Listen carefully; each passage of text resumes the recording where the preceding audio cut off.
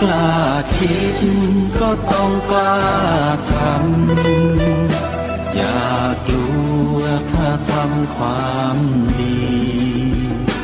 เป็นศึกษาปัญหาให้ทันท่วงทีเมืองไทยจะพัฒนากว่านี้รายการดีๆคดีโลกคดีธรรมขอรำพันบรรยายความคิดเครื่องหมายแห่งสีทั้งสามงามถนัดขาวคือบริสุทธิ์สีสวัสดิ์หมายพระไตรรัตน์และธรรมะคุ้มจิตไทยแดงคือโลหิตเราใสซึ่งยอมสละได้เพื่อรักษาชาติศาสนาน้ำเงินคือสีโสภาอันจอมประชาถ้าโปรดเป็นของส่วนองค์จากริ้วเข้าเป็นไตรรงค์จึงเป็นสีธงที่รักแห่งเราชาวไทยทหารอวตารนำไปยงยุทธวิชัยวิชิตก็ชูเกียรติสยามประเทศไทยที่เจริญมั่นคงมาได้จนถึงทุกวันนี้มิได้เกิดขึ้นจากความหวาดกลัวอย่างคลาดเขลาแต่บรรพบุรุษไทยของเราทุกยุคทุกสมัยล้วนแต่มีความกล้าหาญและชาญฉลาดปกป้องเอกราชสร้างชาติให้เกิดความมั่นคงโดยมีธงแห่งพระไตรรัตน์เป็นเครื่องนำชัยจึงเป็นที่มาที่ไปของรายการคดีโลกคดีธรรมกล้าคิดก็ต้องกล้าทำอย่ากลัวถ้าทำความดีเป็นศึกษาปัญหาให้ทันท่วงทีเมืองไทยจะพัฒนากว่านี้รายการดีๆคดีโลกคดีธรรมรายการดีๆคดีโลกคดีธรรม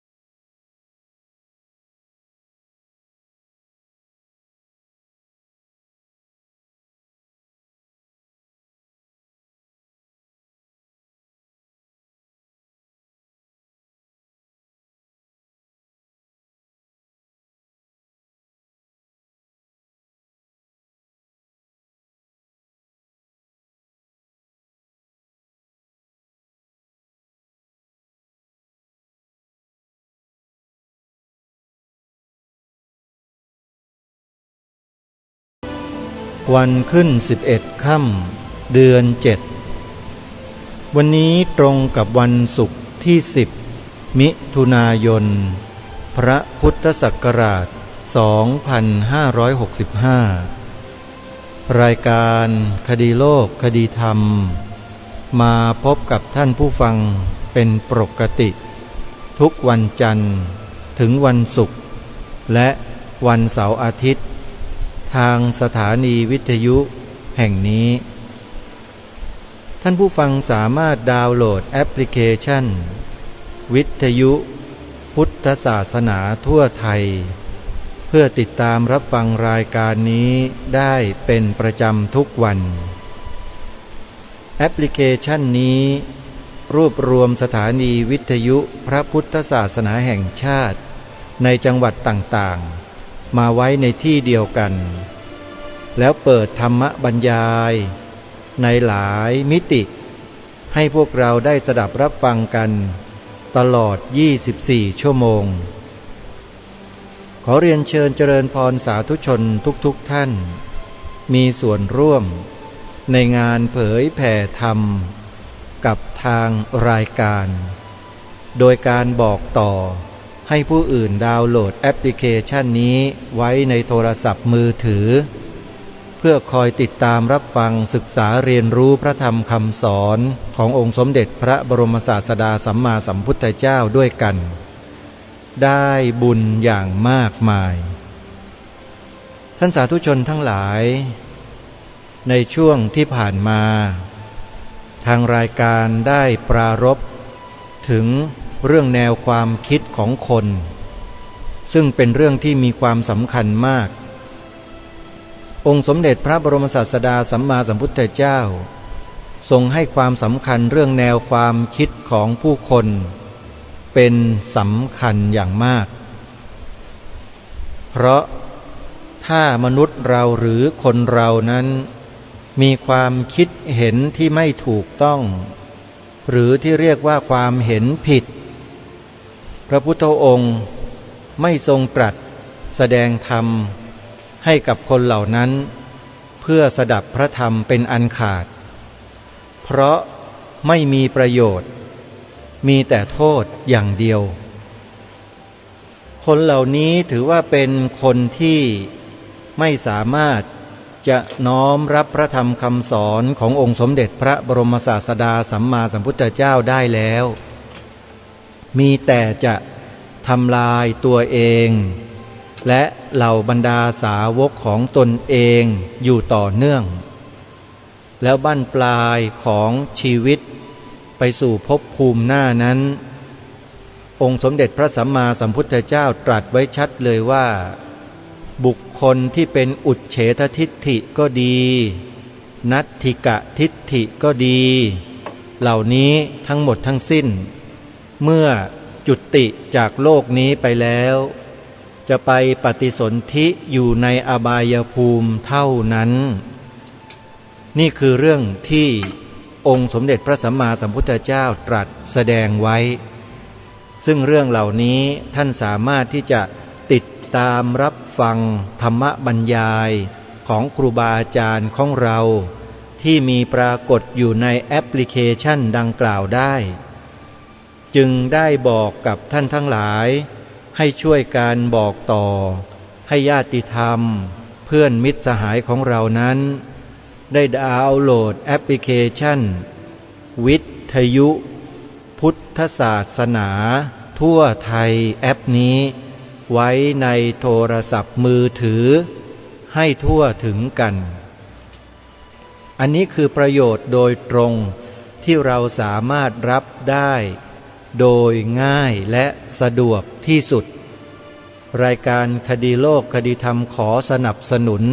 ให้พวกเราทุกท่านทุกคนช่วยกันเผยแพร่แอปพลิเคชันดังกล่าวเพื่อส่งเสริมการทำงานเผยแผ่ธรรมของครูบาอาจารย์ของเราในแต่ละรูปแต่ละท่านที่ท่านมุ่งมั่นจัดตั้งสถานีวิทยุพระพุทธศาสนาขึ้นมาในพื้นที่ต่างๆของประเทศช่วยกันนะท่านผู้ฟังได้บุญด้วยกันวันนี้รายการคดีโลกคดีธรรมก็ยังคงมาย้ำให้พวกเราท่านทั้งหลายนั้นยึดมั่นในอุดมการณ์ของชาติบ้านเมืองหลักธรรมคำสอนในทางพระพุทธศาสนานั้นไม่มีวันจะเสื่อมสลายหายไปไหนได้ตราบใดที่ในสังคมนั้นประเทศชาตินั้น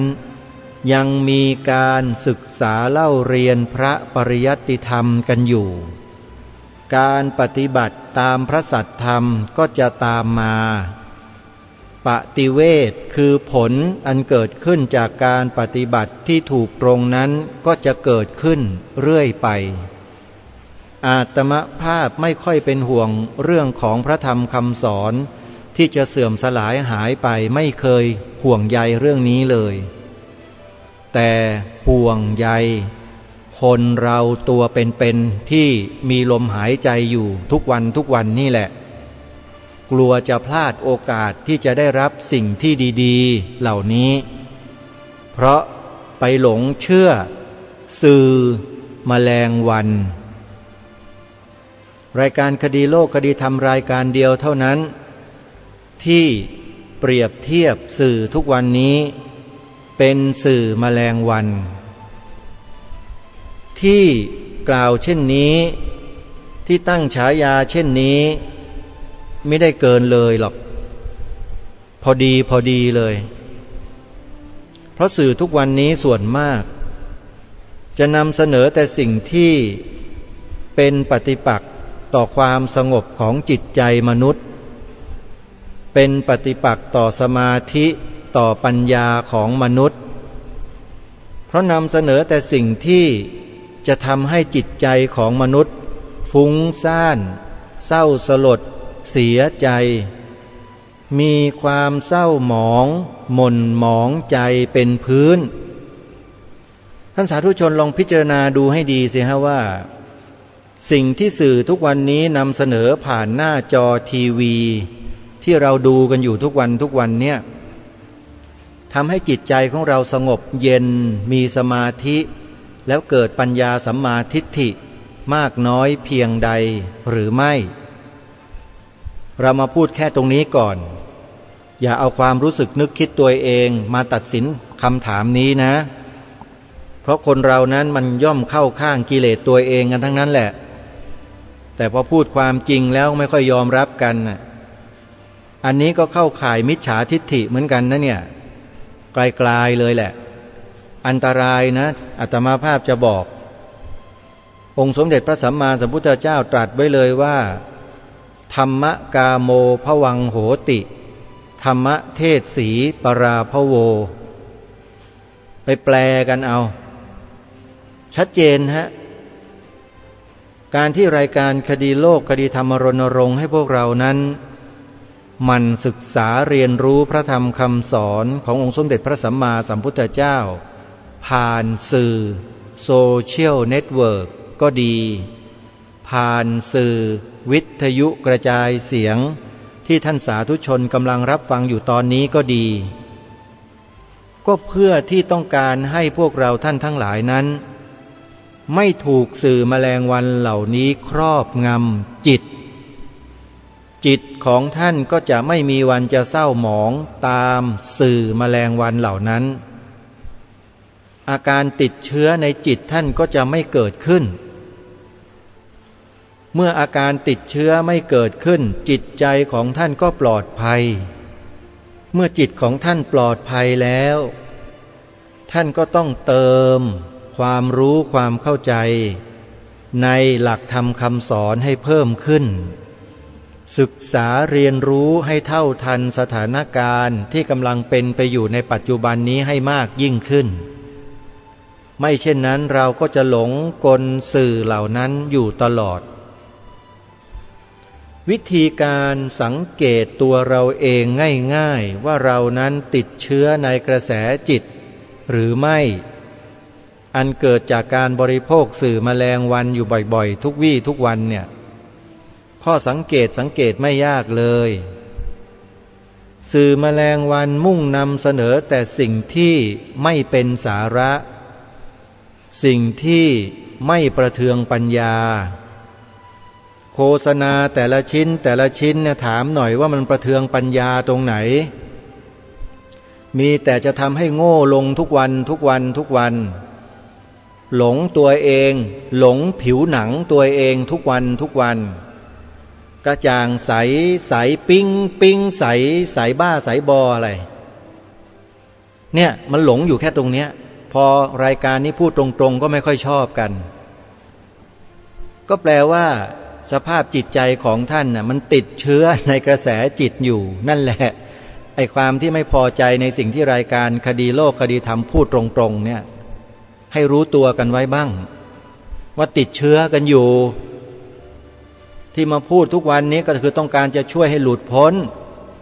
จากสิ่งเหล่านี้ทำไมล่ะจึงจะต้องมาช่วยด้วยเพราะอะไร ก็เพราะพวกคุณน่ะเป็นพลเมืองของประเทศนี้เป็นลูกหลานของบรรพชนของประเทศนี้แล้วคุณมีหน้าที่ที่จะต้องสืบสารและต่อยอดบรรพชนของคุณช่วยกันดูแลปกป้องรักษาสมบัติของชาติบ้านเมืองของบรรพชนของคุณแล้วคุณมาทำตัวสเปะสปะหลงไหลผิวหนังกระจ่างใสกันอยู่ด้วยครีมบ้าครีมบออะไรกันทั้งหลายอยู่เนี่ยโดยไม่สนใจใส่ใจเรื่องชาติบ้านเมืองเรื่องพระศาสนาเรื่องของสถาบันพระมหากษัตริย์อันเป็นเสาหลักของประเทศไม่ช่วยกันปกป้องดูแลไม่ช่วยกันส่งเสริมถามว่าคุณละเลยหน้าที่ของความเป็นลูกหลานบรรพชนไทยหรือเปล่าอันนี้ถามกันแบบซื่อๆตรงๆหรือคุณไม่ยอมรับว่าคุณไม่ใช่คนไทยแล้วเลยไม่อยากที่จะรักษาความเป็นไทยไว้อย่างนั้นหรือเปล่าแล้วก็ไปคล้อยตามพวกคนที่มีแต่สภาพร่างกายที่เหมือนมนุษย์แต่จิตใจเป็นอย่างอื่นแล้วเที่ยวมาเสนอให้ยกเลิกใช้เลขไทยให้เลิกใช้ภาษาไทยอย่างนั้นหรือเปล่าอันนี้ต้องคิดให้ดีนะสิ่งที่รายการคดีโลกคดีธรรมพูดอยู่เนี่ยไม่ได้พูดเพื่อที่จะเอาตัวเองมาแสวงหาผลประโยชน์อะไรจากใครทั้งนั้นพูดเพื่อต้องการทุกคนมีส่วนร่วมในการรักษาผลประโยชน์ของชาติบ้านเมืองไว้ด้วยกันแล้ววิธีการที่จะทำได้แก้ได้ก็คือทุกคนจะต้องละต้องเลิกติดตามนะเลิกหลงไหลเคลิบเคลิ้มกับพวกสื่อแมลงวันเหล่านี้ให้ได้ก่อนถ้าคุณยังไปเสพและไปสมกับอารมณ์ทางสื่อเหล่านี้กันอยู่คุณก็จะไม่มีวันที่จะทำหน้าที่ของความเป็นลูกหลานคนไทยเพื่อสืบสารต่อยอดบรรพชนของคุณเองได้เลยคุณก็จะละทิ้งหมดรายการคดีโลกคดีธรรมก็เลยต้องมาเคาะสนิมออกมันกระเทือนยอมรับกระเทือนความรู้สึกของพวกคุณนั่นแหละที่กำลังติดเชื้อในกระแสจิตกันอยู่เนี่ยกระเทือนมากบ้างกระเทือนน้อยบ้างก็แล้วแต่ใครที่รับเอาเชื้อมามากก็กระเทือนแรงหน่อยใครรับเชื้อมาปานกลางก็กระเทือนปานกลางใครรับเชื้อมาน้อยหน่อยก็กระเทือนน้อยหน่อยก็สังเกตตัวเองจิตใจตัวเองกันได้เมื่อฟังรายการนี้แล้วกระเทือนมากหรือกระเทือนน้อยทุกคนย่อมรู้ตัวตรวจสอบตัวเองกันได้ทั้งนั้นแหละแต่จะยอมรับความจริงกันหรือเปล่าเท่านั้นเองว่าถูกสื่อทุกวันนี้ครอบงำสื่อแมลงวันอาตมาภาพดูโฆษณาแต่ละชิ้นแล้วมันเกิดความสังเวชสลดใจเหลือเกินประเทศไทยของเราเนี่ยทำไมถูกสื่อพวกนี้มอมเมากันได้ทุกวันทุกวี่ตลอด24ชั่วโมงกันได้ทุกวันแล้วก็ติดตามดูกันได้แล้วก็หลงเชื่อกันได้ไปซื้อสิ่งเหล่านี้มาใช้กันได้โธ่เวรกรรมเหลือเกินมนุษย์เรามีอยู่แค่นี้หรือ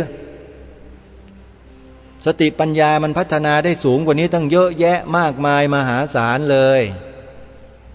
แต่ไม่ฉันยินดีฉันพอใจจะอยู่แค่นี้มีปัญหาอะไรไหมเล่าคนเห็นแก่ตัวทั้งนั้นเลยถ้าพูดแบบนี้คนเห็นแก่ตัวแล้วมันก็จะเข้าข่ายเป็นคนอกตัญญูด้วยแล้วคนเหล่านี้ดีไหมล่ะคนอกตัญญูเนี่ยดีไหมท่านผู้ฟัง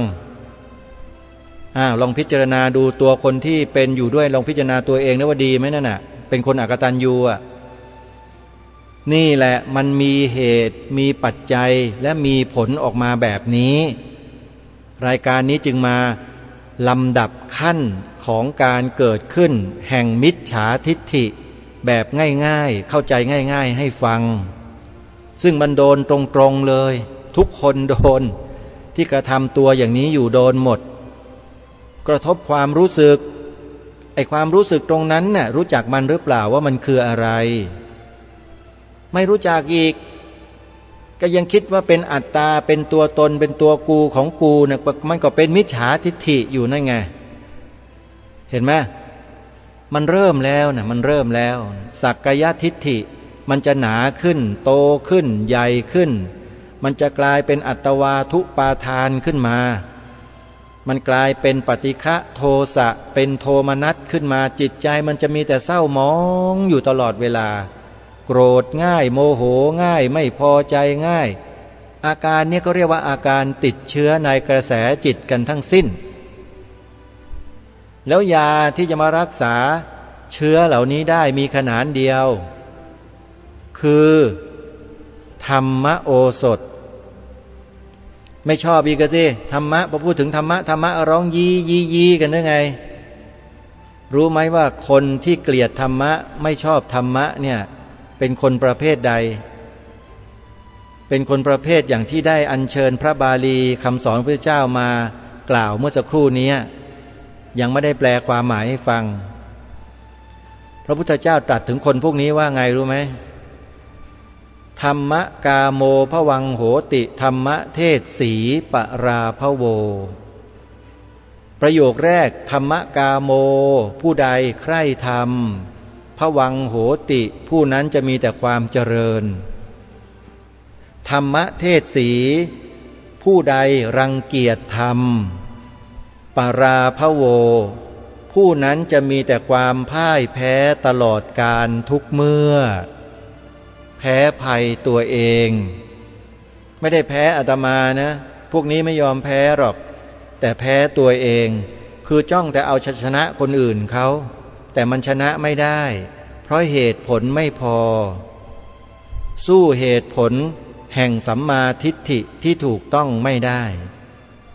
แล้วก็ตีอกชกตัวโกรธแค้นสารพัดสารเพอะไรต่างๆแล้วก็กระทำบาปกระทำกรรมกันเรื่อยไปนี่คือผลอันเกิดขึ้นจากการติดเชื้อในกระแสจิตอันเกิดจากการเสพการบริโภคสื่อแมลงวันบ้านเมืองเราสื่อแมลงวันเยอะมากเยอะจนกระทั่งนับกันไม่หวัดไม่ไหว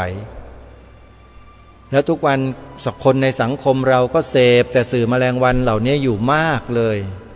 ไม่มีหยุดไม่มีหย่อนขนาดโยมแม่อาตมาเองนี่ก็ยังเสพอยู่เลยโยมอันนี้พูดกันตรงๆนะไม่ได้อายหรอกโยมแม่โยมทุกท่านหลายคนก็เสพอยู่กับบ้านน่ะเปิดมาอยู่ไอ้ช่องแมลงวันนะดูมันอยู่นั่นแหละไม่เคยดูสื่อที่มันดีๆมีสาระมีประโยชน์บ้างเลยอย่างสื่อสถานีโทรทัศน์พระพุทธศาสนาต่างๆที่ครูบาอาจารย์ท่านได้จัดได้ทำกันไว้เนี่ยรายการธรรมะครูบาอาจารย์แสดงธรรมมีพุทธประวัติมีอะไรศึกษาเรียนรู้มีเวทีการเสวนาพูดจาในลักษณะที่เป็นเหตุเป็นผลมีความรู้ความเข้าใจเนื้อหาที่ดีมีประโยชน์ไม่เปิดไม่ดูกันเลยพอเปิดทีวีปุ๊บย้ายไปช่องนั้นน่ะช่องนั้นน่ะช่องนั้นน่ะไปที่ไหนไหนก็ดูแต่ช่องนั้นน่ะอยู่โรงพยาบาลก็เปิดช่องนั้นน่ะโรงพยาบาลรัฐโรงพยาบาลเอกชนก็เปิดช่องนั้นน่ะไปธนาคารก็เห็นแต่ช่องนั้นน่ะไปนู่นไปนี่เปิดอยู่ช่องนั้นแหละสื่อที่ไม่มีสาระมีแต่ข่าวสารที่เป็นโทษทางจิตใจทั้งนั้นเลยพอดูมากๆดูบ่อยๆมันเกิดอาการจิตหลอนกิเลสเพิ่มปัญญาลดทีนี้ปัญหามันก็เกิดโดยที่ไม่รู้ตัวมันมีปัญหาเกิดขึ้นกับจิตใจตัวเองเนี่ยมันเกิดอยู่แล้วเกิดแน่เพราะมันขาดสติและสัมปชัญญะในการพิจารณาปัญญามันก็ไม่เกิดก็ถูกสื่อเหล่านี้ครอบงำอยู่ทุกวันเสพดูเสพดูเสพเสร็จแล้วก็มาเรียนแบบเสร็จแล้วก็ไปซื้อไปหาตามที่สื่อนั้นโฆษณาชวนเชื่อมันเป็นอยู่อย่างนี้ในสังคมเป็นอย่างนี้ทั้งนั้นเลยเยอะมากเลยแม้แต่พระสงฆ์เราบางรูปลาสิกขาไปแล้วก็ไปทำตามสื่อพวกนี้โดนสื่อพวกนี้จัดการเรียบเลยคล้อยตามเข้าไปหมดที่เห็นน่ะแล้วก็อ้างว่าเป็นการทำมาหากินใช่อาชีพอื่นที่ทำมาหากินแล้วทำให้จิตใจร่างกายของเรามีบุญมีกุศลเกิดขึ้นเยอะแยะก็มีแต่ไม่พูดถึงไม่ทำ ฉันจะทำแบบเนี้ยเห็นเขาทำกันฉันก็ทำด้วยเสียภูมิเสียภพหมดอันนี้ใครจะว่ายังไงก็ช่างนะสำหรับรายการคดีโลกคดีธรรมแล้ว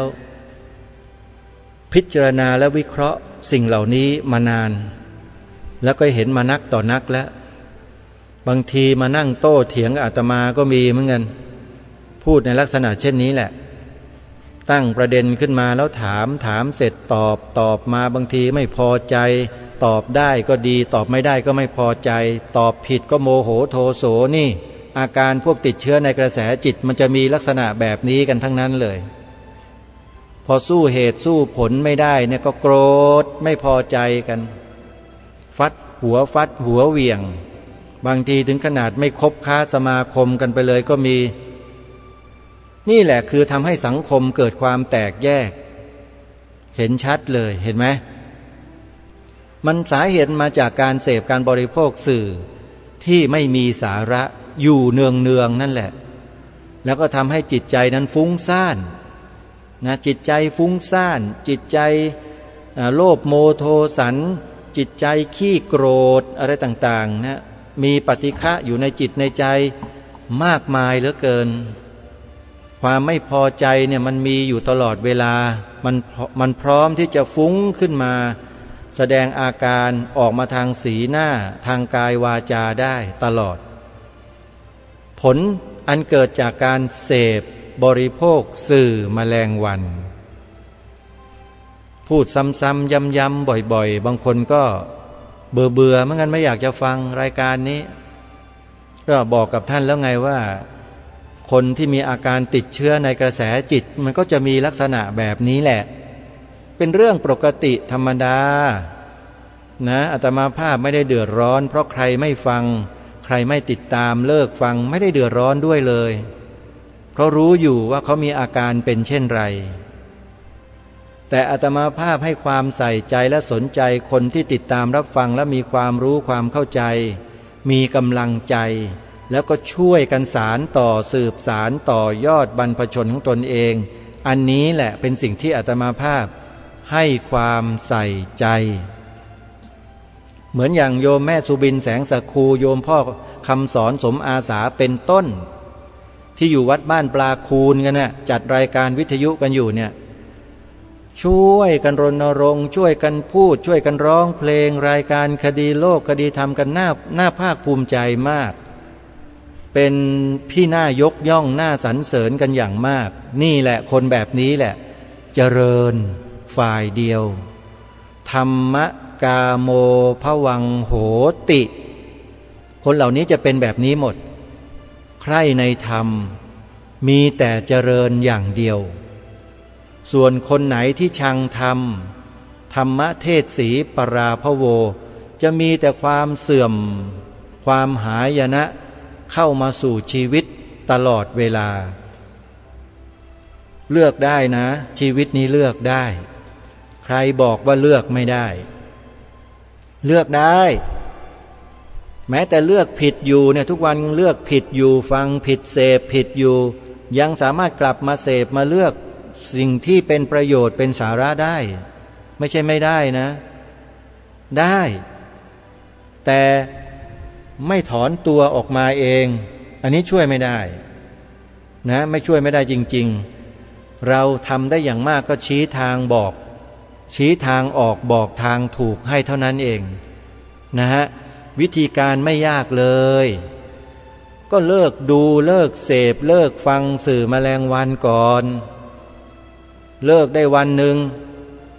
นะลองเลิกดูสักวันนี้ไม่เปิดไม่ดูมันวันหนึ่งนั่งอยู่เงียบๆเฉยๆเนี่ยทำนู่นทำนี่โดยไม่ต้องเปิดทีวีสื่อแมลงวันดูสักวันนี้ลองดูชีวิตเนี่ยมันจะตายไหมปรากฏว่าไม่ตายฮะวันหนึ่งเข้าท่านะดูซะหน่อยนะผ่านมาวันหนึ่งแล้วมันมีอะไรบ้างใจมายังถอนไม่ออกถอนไม่ขึ้นก็ลองเปิดดูดูไปเพลินลืมดูยาวเลยทีนี้นึกขึ้นได้ฟังรายการคดีโลกคดีธรรมเคาะกระบาลสักทีหนึ่งหยุดดูฮะพอหยุดดูแล้วคราวที่แล้ววันหนึ่งได้วันนี้ลองดูซิไม่เปิดดู2 วันมันจะเป็นยังไง เนี่ยมันเป็นการปฏิบัติธรรมอย่างหนึ่งโดยที่พวกเราเองนะไม่รู้หรอกว่ามันเป็นการปฏิบัติธรรมคือการฝืนต่ออำนาจกิเลสที่มันเป็นเชื้อที่ติดอยู่ในกระแสจิตเนี่ยเขาเรียกว่ากิเลสทวนกระแสมันคือให้ตัดวงจรมันทิ้งวงจรทางอายตนะคือทางตาทางหูเนี่ยอย่าไปป้อนให้มันกินแค่นั้นเองทุกวันเนี่ยเราไปไม่ได้ป้อนนะเราไปตักกินกันเองเลยไปเปิดแก๊กขึ้นมาก็ไปช่องนั้นเลยอ่ะช่องไหนอ่ะที่ดูกันอยู่ทุกวันน่ะคงไม่ต้องบอกนะทุกคนรู้อยู่แล้วว่าชอบดูช่องไหนอาตมาก็ดูเหมือนกันดูด้วยวิจารณญาณดูด้วยสติด้วยปัญญาด้วยโยนิโสมนสิการนั่งดูมันว่าคนมันติดกันได้ยังไงไอ้สื่อช่องเนี้ยมันดูกันจังเลยพวกวัยรุ่นชอบดูอะไรอาตมาก็ไปนั่งดูแล้วมันชอบอะไรมันกรี๊ดมันกราดมันกระดีกระดาอะไรก็ไปจับจุดได้แต่ละจุดแต่ละอย่างก็เลยมานั่งวิเคราะห์พิจารณาดูเพราะสิ่งนี้มีสิ่งนี้จึงมีเพราะสิ่งนี้เกิดสิ่งนี้จึงเกิดอาตมาภาพก็นำมาโยนลงไว้ที่ขุมของปฏิจจสมุปบาทแล้วมานั่งลำดับปัจจัยทั้งหลายทั้งปวงที่ทำให้สิ่งเหล่านี้เกิดขึ้นโดยลำดับตามลำดับขั้นก็มองเห็นทุกสิ่งทุกอย่างอล่างช่างหมดเลยเข้าใจมันมันเป็นเช่นนี้นี่เองมองไปถึงคนผลิตสื่อผลิตรายการโน่นน่ะว่าเขาคิดอะไรมันไม่ใช่ธรรมดานะเรื่องพวกเนี้ยถ้าเราจะศึกษาจริงๆวิเคราะห์จริงๆเนี่ยมันสามารถมองไปเห็นถึงคนที่ผลิตสื่อนะเขามีเจตนายังไงต้องการอะไรแล้วผลมันเกิดขึ้นก็คือคนเราเนี่ยที่ไปเปิดดูแล้วกระดีกระได้เฮฮาสนุกสนานนี่แหละผลที่ผู้ผลิตเหล่านั้นเขาต้องการให้มันเกิดแล้วคนไทยเราก็เป็นกันอย่างเงี้ยน้ำเน่ากันทั้งบ้านทั้งเมืองนะดูแต่ละครน้ำเน่าดูแต่โฆษณาเน่าเหม็นแต่ก็บอกว่าหอมสวยผิวใสกระจ่างพระโทอาตมาภาพนี่มานั่งดูมันดูแค่เห็นแค่ข้างนอกนะข้างในมองไม่เห็นถ้าถลกหนังออกมามันจะดูกันได้ไหมเนี่ยแล้วก็พิจารณาตามที่องค์สมเด็จพระสัมมาสัมพุทธเจ้าตรัสสอนเราว่าอารมณ์เหล่านี้ที่มันเข้ามาทางตาก็ดีทางหูก็ดีเนี่ยมีกรรมฐานข้อไหนที่มาสกัดกั้นแล้วแก้อารมณ์เหล่านี้กลับร้ายให้กลายเป็นดีได้มีหมดแหละก็นำมาใช้ในสนามรบในขณะที่ตาหูกำลังเสพอยู่นั่นแหละเอามาปฏิบัติเดี๋ยวนั้นหน้าจอช่องนั้นเลยการปฏิบัติธรรมเนี่ยเขาจำกัดสถานที่จำกัดเวลาที่ไหนเล่าไม่มีความว่าจำกัดหรอกท่านปฏิบัติได้ตลอดตราบใดที่ยังมีตาหูจมูกลิ้นกายใจอยู่นี่ปฏิบัติได้ตลอดเขาปฏิบัติที่อายตนะไม่ได้ปฏิบัติสถานที่นู้นสถานที่นี้ไม่ใช่อันนั้นเป็นเพียงแค่สถานที่แต่จริงๆแล้วการปฏิบัติธรรมเขาปฏิบัติกันที่อายตนะตาหูจมูกลิ้นกายใจมีสติกำหนดรู้ดูอาการเป็นไปของตาหูจมูกลิ้นกายใจที่กำลังรับอารมณ์ทั้งหกเข้ามามีรูปเสียงกลิ่นรสสัมผัสธรรมารมณ์ศึกษาเรียนรู้สิ่งเหล่านี้ให้เข้าใจให้แตกฉานพอสมควรเพื่อนำมาวิเคราะห์เจาะลึกลงไปในเหตุและปัจจัยของสิ่งเหล่านั้นให้เห็นอย่างชัดแจ้งแล้วใช้หลักสามัญญตาทั้งสามอนิจจังทุกขังอนัตตานั้นมาปูพื้นเอาไว้เลยให้เป็นพื้นไว้พิจารณาบนพื้นฐานนี้นะเพราะมีพื้นฐานนี้เท่านั้นพื้นฐานอื่นไม่ใช่นิจจังสุขขังอัตตาไม่มีแต่อนิจจังทุกขังอนัตตาเท่านั้นสรรพสิ่งทั้งหลายทั้งปวงที่มีอยู่ในสกลจักรวาลทั้งหมดตกอยู่ภายใต้ของกฎไตรลักษณ์ทั้งสิ้นยึดหลักนี้ไว้พอยึดหลักนี้ไว้ได้แล้วทีนี้ก็พิจารณาไปตามอาการที่เป็นไปอันไหนที่ชัดอันไหนที่เด่นเอาสติเข้าไปกำหนดรู้ทางนั้นเลยอย่างตากระทบรูปชัด สติกำหนดรู้ดูอาการเป็นไปของตากับรูปมากระทบกันเรียกว่าผัสสะเมื่อผัสสะแล้วมันเกิดอะไรขึ้นเวทนาเวทนาแล้วเกิดอะไรขึ้นความชอบความไม่ชอบมันจะตามมาถ้ารูปนั้นสวยงามความชอบเกิดถ้ารูปนั้นไม่สวยไม่งามความไม่ชอบมันเกิดนั่นคือเรื่องของสภาวะของจิตกับเจตสิกที่มันกำลังปรุงแต่งอารมณ์ที่มากระทบทางตาของเราอยู่พิจารณาอย่างนี้เนืองก็จะมองเห็นอาการเกิดขึ้นตั้งอยู่ดับไปเกิดขึ้นตั้งอยู่ดับไปของสรรพสิ่งเหล่านี้เขาเรียกว่ารูปกับนามเห็นชัดเจนเลยพอเห็นชัดแล้วอย่างอื่นไม่ว่าจะเป็นหูจมูกลิ้นกายแม้แต่กระทั่งใจก็มีอาการเดียวกันหมดคือการกระทบแล้วก็เกิดเวทนาเมื่อเกิดเวทนาแล้วตัณหาก็ตามมาเมื่อตัณหาเกิดอุปาทานก็เกิดภพชาติชรามรณะโสกะปริเทวะทุกขโทมนัสอุปาญาตเกิดมาโดยลำดับเช่นนี้แหละไม่มีอะไรเลยที่เป็นสาระเป็นแก่นสารอ้าวแล้วอะไรล่ะที่เป็นแก่นสารเป็นสาระปัญญารู้เท่าทันสรรพสิ่งทั้งหลายทั้งปวงเหล่านี้ตามความเป็นจริงนี่แหละของจริงมีแค่นี้แล้วก็ดำเนินชีวิตไปอยู่กับสิ่งเหล่านั้นด้วยปัญญาอยู่ด้วยปัญญาอยู่ยังไงอยู่เหมือนกับใบบอนใบบัวที่น้ำหยดลงมาแล้วมันไม่เปียกน้ำมันก็กลิ้งออกไปจากใบบอนได้ตลอดเวลาเป็นข้ออุปมานะข้ออุปมาถ้าจิตของเรามีลักษณะในลักษณะเช่นนี้มากบ้างน้อยบ้างปานกลางบ้างบริสุทธิ์ผุดผ่องเป็นพระนิพพานบ้างถือว่าเป็นแนวทางเดียวกันหมดคือกิเลสไม่สามารถจะมาทำให้จิตให้ใจของเราหวั่นไหวไปตามอารมณ์ทั้งหลายทั้งปวงเหล่านั้นได้ง่ายๆหรือไม่ได้เลยอันนี้ก็ขึ้นอยู่กับภูมิธรรมหรือพลังแห่งจิตที่ได้พัฒนาขึ้นมาแล้วว่ามากน้อยเพียงใดด้วยนี่คือประโยชน์สูงสุดที่จะเกิดขึ้นกับตัวเราเองและบุคคลหรือผู้คนที่พัฒนาตนเองฝึกฝนตนเองได้ลักษณะเช่นนี้แล้วเนี่ยคนเหล่านี้เขาจะไม่นิ่งดูดายเลยจะเป็นคนอกตัญญูต่อแผ่นดินต่อบรรพชนตนเองไม่มีเลยฮะจะเป็นคนที่กตัญญูกตเวทีต่อบรรพชนตนเองต่อบรรพบุรุษตนเองต่อแผ่นดินเกิดตนเองต่อสถาบันของชาติตนเองอย่างสุดลิ่มทิ่มประตูบางทีไอ้พวกคนพาลมันก็กล่าวหาว่าคลั่งชาติบ้างนะหาว่าอะไรต่อไม่อะไรบ้างไม่เป็นไรคนพาลมันก็คือคนพาลวันยังค่ำนั่นแหละมันจะเป็นบัณฑิตไปไม่ได้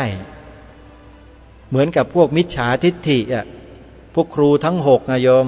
ถ้าใครศึกษาพุทธประวัติที่พระเจ้าตรัสไว้เนี่ยครูทั้ง6พระเจ้าไม่ทรงโปรดเลยแสดงธรรมคำเดียวก็ไม่โปรดเพราะพระพุทธองค์ทรงทราบดีว่าคนพวกนี้ปิดแล้วปิดปัญญาปิดวาสนาปิดอะไรทุกสิ่งทุกอย่างที่จะรับพระธรรมคำสอนอันเป็นอมตะนิพพานเหล่านี้เด็ดขาดเขาไม่ยอมรับเขาถืออัตตาอย่างเดียวว่ามีตัวตนอย่างเดียวว่าเป็นเลิศที่สุดแล้วจะไปสอนอนัตตาว่าไม่ใช่ตัวตนได้ยังไงล่ะคนเหล่านี้เหมือนปัจจุบันก็เหมือนกันไอ้ลัทธิถือพระเจ้าเป็นตัวตนเนี่ยเหมือนกันทุกศาสนาทุกลัทธิเลยเหมือนกันพวกนี้ไม่ยอมรับแล้วก็จะยกแต่ลัทธิตัวเองความเชื่อตัวเองนั่นแหละบางลัทธิถึงขนาดว่าจะมาครอบครองแผ่นดินบ้านเมืองของเขาก็มีอย่างในบ้านเมืองไทยของเราเนี่ยท่านว่ามีไหมพวกจะยึดครองประเทศไทยเราด้วยโดยอาศัยหลักคำสอนของพระผู้เป็นเจ้ามีไหมใครว่าไม่มีบ้างหรือว่าไม่เชื่อบ้างถ้าไม่เชื่อหรือไม่แน่ใจรายการนี้จะแนะนำให้ไปดูคลิปวิดีโอขององค์กรหนึ่ง ที่เขากำลังเปิดโปงขบวนการเหล่านี้อย่างโจ่งแจ้งแดงแจ๋เลยอย่างที่ไม่มีใครกล้าที่จะเสนอและเปิดโปงขบวนการเหล่านี้ได้อย่างเขาอะ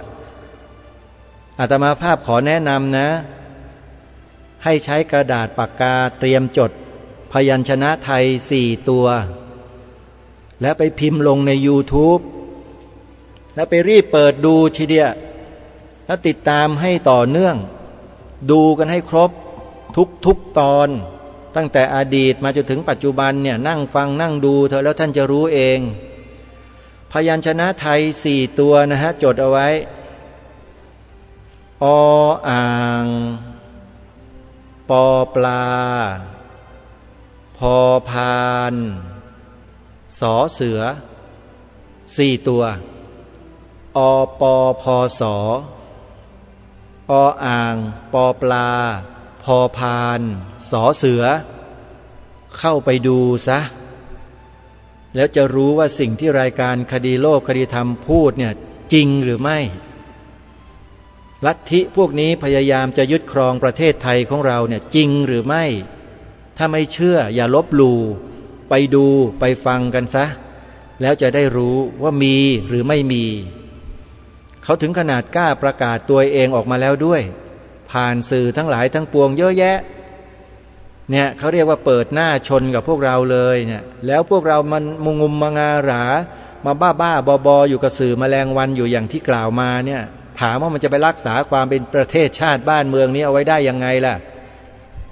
มันยากนะพอถึงเวลาที่จะต้องการบุคคลหรือประชาชนของชาติให้มาร่วมด้วยช่วยกันปกป้องชาติทุกคนต่างก็เห็นแต่แก่ตัวกันเองนั่งเงียบๆเฉยๆเล่นเกมเล่นออนไลน์กันอยู่นั่นแหละไม่สนใจอะไรเลยบ้านเมืองมันจะเป็นยังไงอย่างนี้ถือว่ามันใช้ได้ไหมเล่า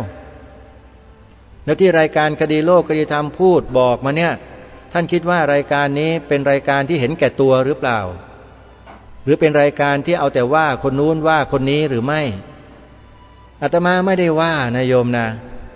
เพียงแค่มาเปิดให้ฟังเปิดเผยให้ฟังให้ดูกันว่า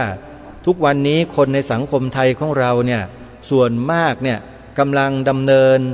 แนวทางของชีวิตตนเองไปกับสิ่งใดแล้วสิ่งนั้นน่ะมันก่อให้เกิดอะไรขึ้นในชีวิตของเราในประเทศชาติบ้านเมืองของเราที่เป็นประโยชน์ต่อชาติบ้านเมืองเรามีไหมอันนี้แหละที่ทางรายการพยายามที่จะย้ำให้พวกเราให้ยอมรับความจริงในข้อนี้กันให้ยอมรับนะฮะเพราะนี่คือความจริงของบ้านเมืองเราและเป็นความถูกต้องด้วยแล้วถ้าเราไม่ช่วยรักษาความจริงและความถูกต้องของชาติของบ้านเมืองเราไว้เนี่ยเราจะชื่อว่าเป็นลูกหลานคนไทยที่มีความกตัญญูกตเวทีได้หรือไม่เรียกไม่ได้เลยฮะมันก็ต้องกลายเป็นคนอกตัญญูต่อแผ่นดินต่อบรรพบุรุษตัวเองแล้วคนเหล่านี้เป็นคนดีหรือเปล่า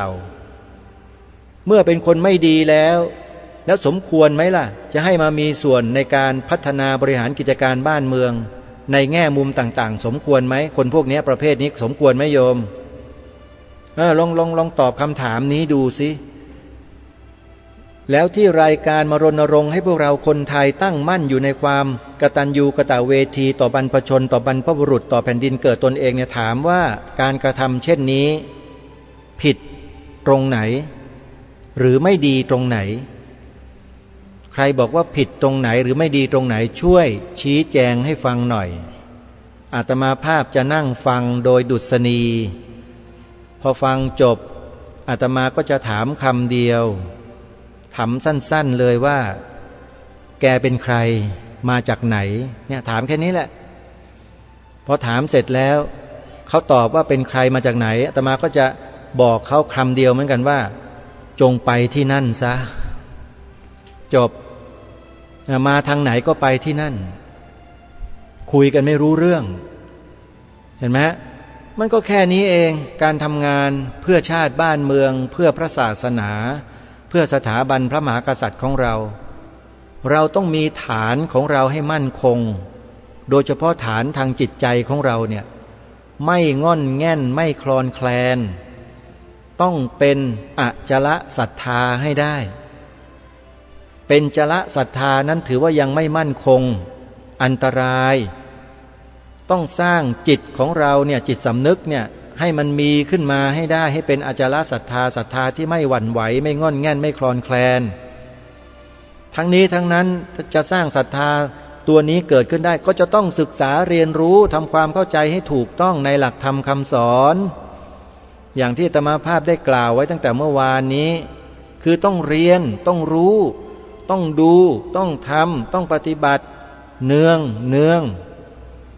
วิธีการแบบง่ายๆก็คือฟังธรรมะบรรยายจากรายการวิทยุที่ครูบาอาจารย์เราท่านจัดท่านทำท่านตั้งสถานีวิทยุในจังหวัดต่างๆทั่วประเทศแล้วรวบรวมลงมาอยู่ในแอปพลิเคชันเพื่ออำนวยความสะดวกให้แก่พวกเราได้ดาวน์โหลดไว้ในโทรศัพท์มือถือระบบ Android เพื่อให้เราได้ติดตามรับฟังกันได้ตลอด24ชั่วโมงแอปพลิเคชันนี้ชื่อว่าวิทยุพุทธศาสนาทั่วไทย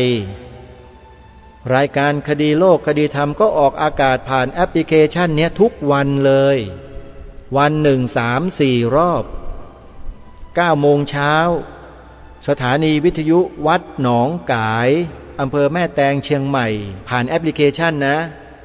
10 โมงเช้าวัดป่าจริยธรรมนาด้วงจังหวัดเลย11 โมงวัดฝายหินตำบลสุเทพอำเภอเมืองเชียงใหม่บ่ายโมงตรงวัดบ้านปลาคูนอำเภอโพนทรายจังหวัด101เห็นไหม4 เวลารายการคดีโลกคดีธรรมออก4 สถานีในแอปพลิเคชันท่านก็สามารถเปิดรับฟังได้สะดวกรายการนี้พอขึ้นต้นรายการทุกวันจึงให้พวกเราดาวน์โหลดแอปพลิเคชันนี้ไงเพื่อติดตามรับฟังรายการธรรมะสาระอื่นๆอีกเยอะแยะมากมายไม่ใช่มีเฉพาะรายการคดีโลกคดีธรรมอย่างเดียวนะโยมรายการคดีโลกคดีธรรมเป็นแค่1 เศษเสี้ยวของเนื้อหาสาระที่ดีๆกว่านี้มีอีกมากมายเลยที่เราจะได้ประโยชน์โดยตรงแต่รายการนี้จะเน้นให้พวกเราเนี่ยสร้างจิตสามัญสำนึกของความเป็นคนไทยให้เกิดมีขึ้นเพื่อช่วยกันรักษาสิ่งที่ดีเลิศประเสริฐสุดๆก็คือพระพุทธศาสนาของเราเอาไว้ด้วยกันเพราะถ้าพุทธศาสนายังอยู่ในประเทศนี้มีเกียรติในประเทศนี้มีศักดิ์ศรีในประเทศนี้และมีบทบัญญัติไว้ในรัฐธรรมนูญว่าพระพุทธศาสนาเป็นศาสนาประจำชาติไทยของเราแล้วเนี่ยเราก็จะสบายใจขึ้นเราก็จะนอนใจได้สบายใจขึ้นกิจอื่นๆที่เราควรจะทำมากกว่านี้ให้เจริญรุ่งเรืองกว่านี้เราก็จะทำได้มากขึ้นแต่ทุกวันนี้มันยังไม่ใช่อย่างนั้นไงก็เลยมาชวนพวกเราได้ช่วยกันรณรงค์เริ่มต้นจากการใช้วาจาให้เป็นประโยชน์ด้วยการกล่าวให้เหมือนกันทั้งประเทศว่าพระพุทธศาสนาเป็นศาสนาประจำชาติไทยของเราสร้างความรู้สึกอันเนี้ยให้เกิดมีขึ้นในใจของคนไทยให้ได้มากที่สุดให้ต่อเนื่องตลอดไปให้มากที่สุดแล้วเราคนเดียวทำไม่ได้ต้องช่วยกันทุกท่านทุกคนครับครูบาอาจารย์ทุกรูปช่วยกันเถอะฮะมันเป็นประโยชน์ส่วนรวมไม่ใช่ประโยชน์ส่วนตนที่ให้ทำเนี่ยแล้วเรื่องความหมายสีขาวในธงไตรรงค์ใครที่เป็นครูพระสอนศีลธรรมอยู่ในจังหวัดต่างๆครับสอนให้เด็กกล่าวแปลความหมายธงชาติไทยให้ตรงกันสักทีครับท่านโดยไม่ต้องไปหวั่นเกรงใครทั้งนั้นถ้าผู้อำนวยการโรงเรียนคนไหนครูคนไหนเจ้าหน้าที่ของรัฐคนไหนมาต่อต้านคัดค้านไม่เห็นด้วยช่วยโทรบอกผมด้วยนะเอาชื่อนามสกุลตำแหน่งส่งมาพร้อมด้วยนะครับเดี๋ยวผมจะส่งให้คณะกรรมการองค์การศาสนาพุทธโลกเขาพิจารณาแจกรางวัลต่อไปเพราะรางวัลเขาเยอะแจกรางวัลราชการมาเยอะแล้วองค์การศาสนาพุทธโลกเนี่ยนี่คือการทำงานฮะเราต้องช่วยกันไงเราจะนิ่งๆเฉยๆไม่ได้สีขาวในธงชาติไทยสอนเด็กเลยครับหมายถึงพระพุทธศาสนาเท่านั้นถ้าหากเราสอนแบบนี้ให้เด็กท่องแบบนี้แล้วใครมันจะเดือดเนื้อร้อนใจก็ช่างบะไรเล่า ถ้ามันอยู่ประเทศนี้ไม่ได้ก็ย้ายไปอยู่ประเทศซาอุดิอาระเบียนู่นไปให้หมดทำไมล่ะประเทศนี้เป็นประเทศพุทธแล้วมีปัญหาอะไรไหมเล่าก็ถามกันไปแบบเนี้ยสีธงชาติชัดๆอยู่สีขาวที่พระองค์ท่านพระราชทานไว้ให้หมายถึงศาสนาพุทธประเทศนี้ก็เป็นประเทศพุทธนะฮะแล้วถ้าเราไม่ปลูกฝังเด็กเราเยาวชนเราเดี๋ยวถูกไอ้พวกโจรพวกนี้ล้างสมองกันหมดบิดเบือนความหมายธงชาติมันก็ทำกันมาแล้วแต่รายการนี้ตื่นตัวขึ้นมาก็เลยมาปลุกพวกเราให้ช่วยกันรักษาป้องกันไม่ใช่ไปทำลายใครนะเนี่ยที่ทำอยู่เนี่ยไม่ได้ไปกล่าวโจทย์กล่าวร้ายว่าร้ายใครสักนิดหนึ่งเราทำของเราให้เป็นที่ปรากฏเท่านั้นเองแล้วถ้าใครไม่ทำก็หนีอีกหลีกออกไปห่างๆหน่อยอย่าอยู่ใกล้รัศมีก็แค่นั้นเองฮะไปไหนก็ไปอย่ามายุ่งถ้าไม่ทำแล้วมือไม่พายแล้วอย่าเอาตีนมาราน้ำภาษาโบราณเขานะไม่ใช่คำหยาบนะขออภัยด้วยสำหรับผู้รากมากดีทั้งหลายที่รับไม่ได้เนี่ยอาตมาก็อย่างนี้แหละตรงๆนะโยมนะเหลือบดูเวลาหมดลงพอดีวันนี้เวลาของรายการหมดท่านผู้ฟังนะเดี๋ยววันพรุ่งนี้มาคอยติดตามรับฟังกันต่อขอความสุขความสวัสดีในธรรมแห่งองค์สมเด็จพระบรมศาสดาสัมมาสัมพุทธเจ้าจงปรากฏเกิดมีขึ้นในจิตใจของท่านผู้ฟังทุกท่านทุกคนเทินขอเจริญพร